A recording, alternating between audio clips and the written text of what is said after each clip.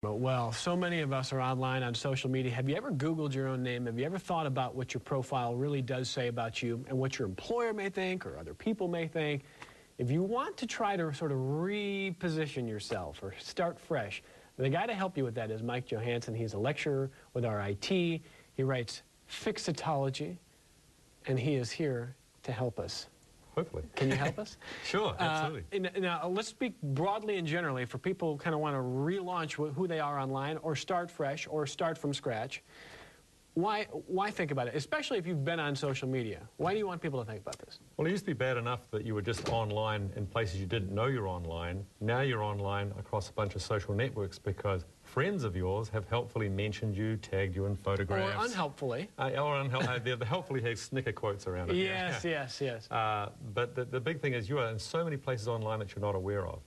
So, and it can be anything. You want to coach a Little League baseball team. Guess what the people who run Little League are doing the minute they get your name? They're checking you out. So what you are online is what you are in life. It represents you in way more ways than you can possibly imagine. All right, so in our next half hour, we're going to get into really specific details, but let's speak a little more broadly on how you start this process. What's the approach? Well, the first thing is you say, Google your own name. And the big mistake most people make is they just sit down at Google, put their name in, and they look at the results. Google has what they call semantic search. It's serving what it thinks you want to see. In the top right-hand side of the Google screen, there's a little toggle button. One has a little head, one has a little global view of the globe.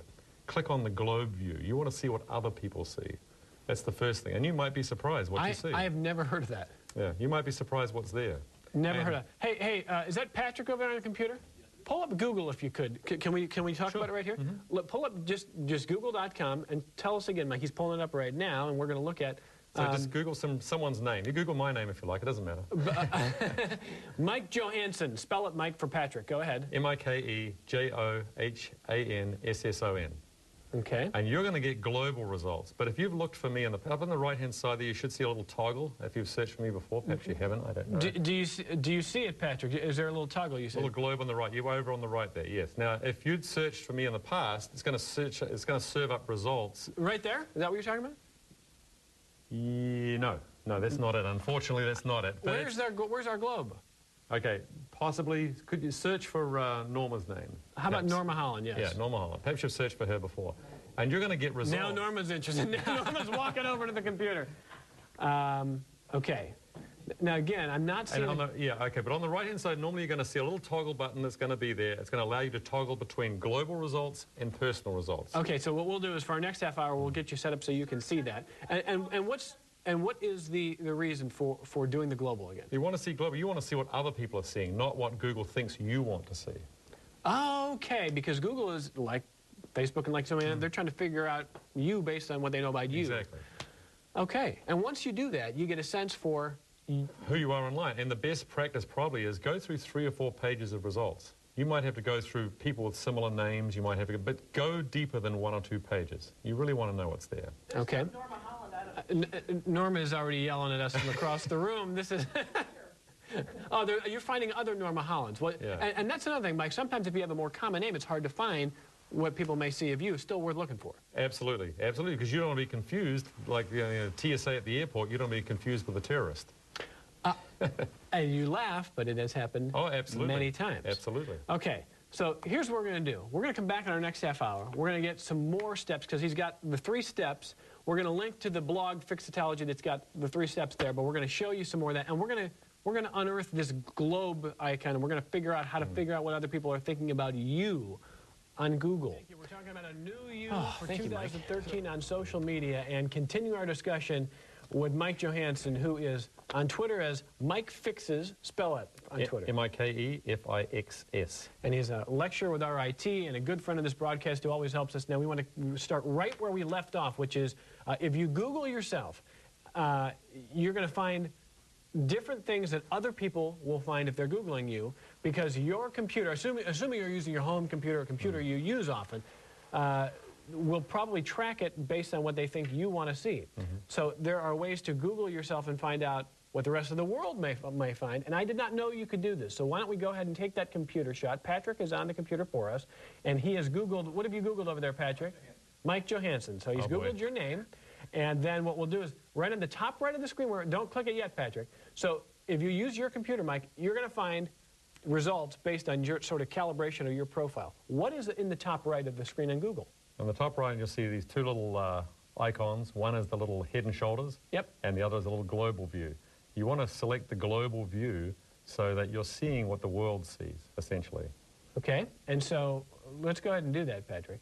And so, oh, there it is, that global icon. I've never noticed that being there. And so all of a sudden it changes it up to, you'll find what other people will find. Now, what is the advantage of being able to do that, Mike? Well, the advantage is you're seeing what a future employer, the people that run Little League, someone at your church, you're seeing what other people will see about you online. Okay, because again, whenever you use Google, you're getting results based on what your past history of search is and their calibration of you and all that stuff. By using that world icon, that global view, it disables that, and then you see a general take on it. And you may find things you didn't know are out there, right? Sure, sure. And you may find things you don't like. And really what this series of blog posts I did is about is how you clean your online image up.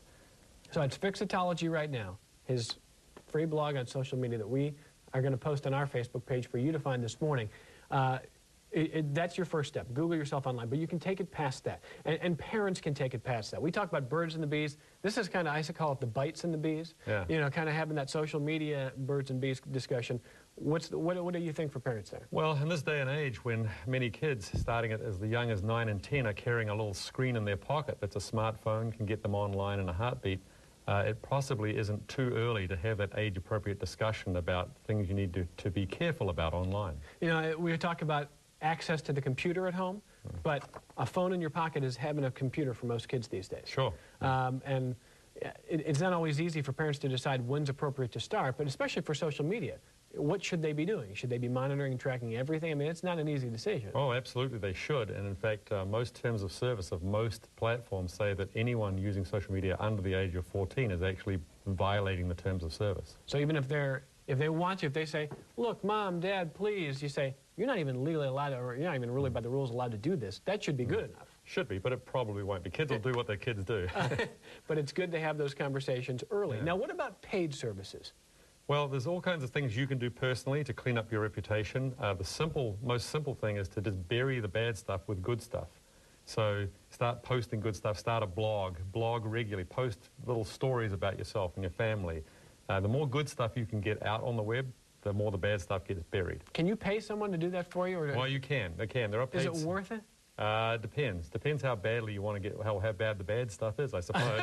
Reputation.com is probably the best known of those services. Reputation.com. There's another company out of Syracuse, a bunch of Syracuse University fairly recent graduates, brandyourself.com.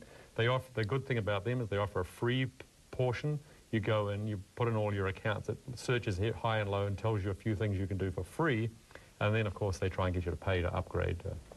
Okay, brandyourself.com, reputation.com, and if we could, let's show his 3 steps from the blog as well, just so you can see what else you will find at Fixitology. So clean up the obvious we're talking about and overwhelming the negative. But so you just talked about overwhelming the negative.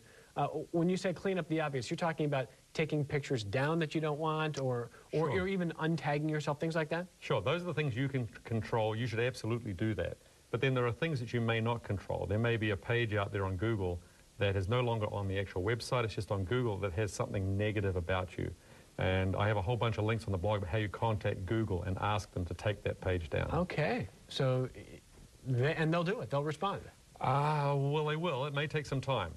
Truthfully, I've heard of people waiting 5 or 6 months to get pages removed and having to go through a lot of explanation and verification. But at least you can start that process if you need to do that. Mike can show you how to do that. And Mike, I wish we didn't need you, but unfortunately, we really need you these days. There's so much out there. We appreciate it. Sure. Mike Fixes on Twitter and Fixitology online. We're going to put all of that for you on our 13WAM Facebook page.